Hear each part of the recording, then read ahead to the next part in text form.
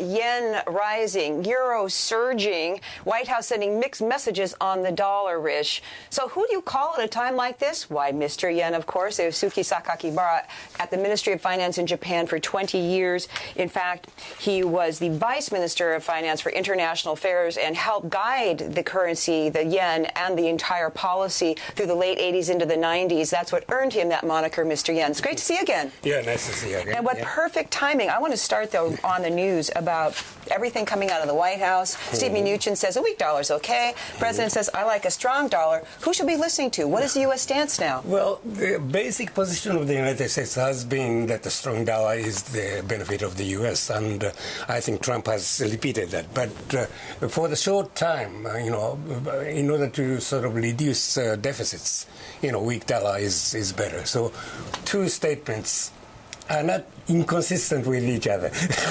But of course, you're somebody who was overseeing currency policy at a time when central banks, when treasury departments, ministries of finance were much more active in the currency markets. Mm-hmm. So we know that if there's a trend in place, you can push it further. It's hard to create that trend. You think maybe that the dollar has peaked and is already on a downtrend, regardless of what anybody says. Why? Well, U.S. has been growing at a fairly high rate for some time, and New York Dow has been rising all the time. But I think it will probably peak somewhere toward the summer or toward the end of the year.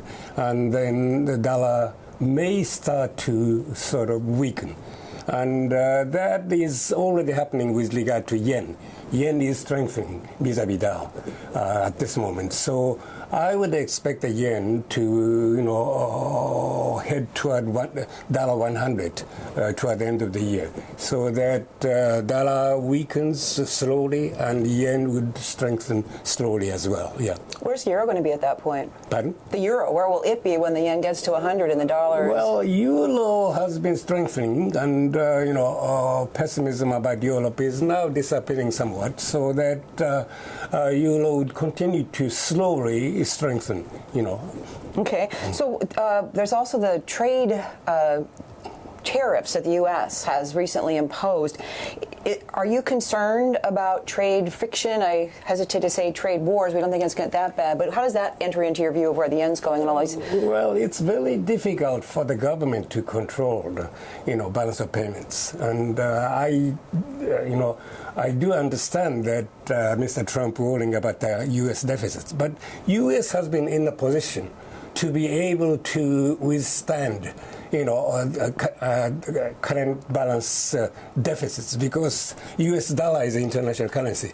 They could they could print the money and then pay whatever the deficit they have suffered, and that has been the case for the United States for for the last several decades. So I don't think anything fundamental has changed. Well, U.S. would continue to learn some deficits and would pay by U.S. dollar.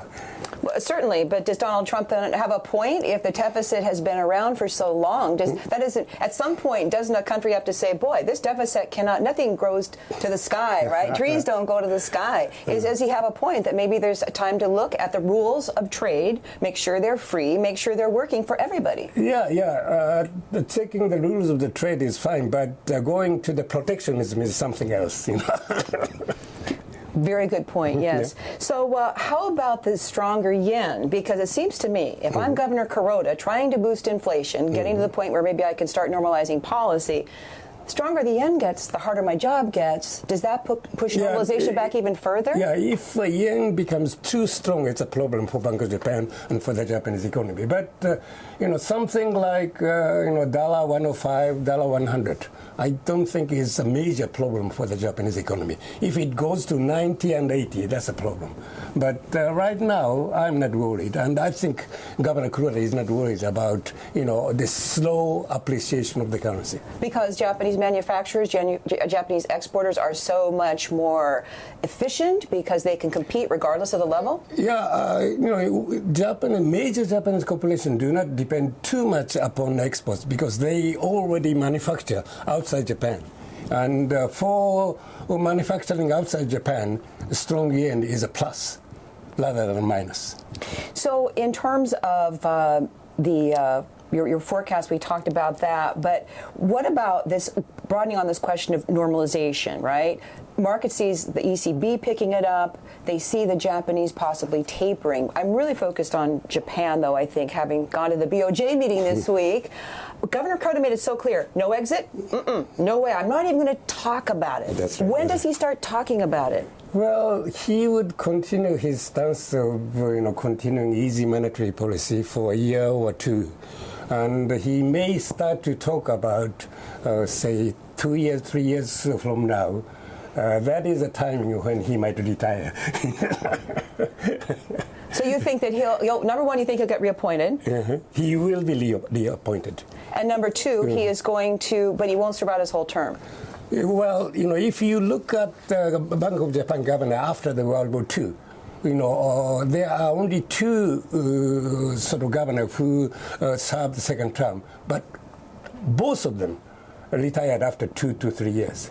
So if Mr. Kuroda follows the former example, he'd probably retire, around 2020. Okay, and that would be a good time, then, you're saying, to make this policy shift as he leaves and things That's change right. anyway. Let's turn to Asia, emerging market currencies. Do you think that the strength of these currencies is going to continue to draw global investors, draw more money into the region, and is there some risk there? Yeah, focal point would be the Chinese yuan, and I think China's currency would slowly strengthen, because of the growing trade, surplus of China. And it's going to grow, so that Chinese currency would probably strengthen, although Chinese government try to stop too, rapid rise of the currency. Okay, so they continue to manipulate their exchange rate. Well, they have manipulated many things, and exchange rate is not an exception. Okay, speaking of China debt, is that an overblown fear? Because people focus on GDP and growth, but people are saying, wait a minute, mountains of debt. Are you not worried about that? I'm not worried about it. Why? Yeah. Well, it has not caused any major problems up to now, and that if they want, they could control that. That's a totalitarian government. So that if they really want to reduce the deficits, they could take drastic measures. So that, at least for the time being, I'm not worried.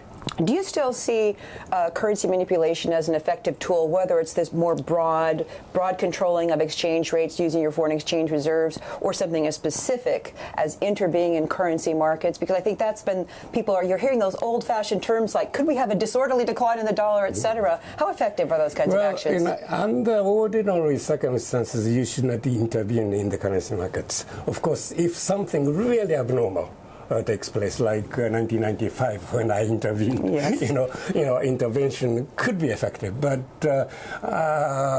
under normal sort of circumstances, you should not intervene, or you should not manipulate the exchange rates. You kept us reporters all very busy back in those days. One more question. What's the biggest risk right now when you look at Japan, when you look at currencies, when you look broadly? What is the thing that you say, if that happens, we're going to be in trouble? Well, you mean about the Japanese economy? Let's keep it there. Well, one is I'm somewhat worried about the Chinese economy. If the Chinese economy starts to have some kind of problems, then that will probably affect the Japanese economy.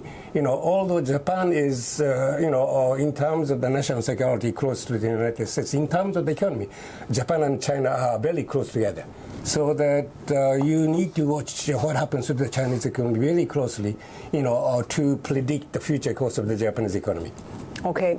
Eisuke Sakakibara, thank you so very much for joining us today. Joining us on Bloomberg Television, Mr. Yen, former Vice Minister of Finance here in Japan, the man who really had so much to do with currencies. Rich, I know you recall as well as I do those days.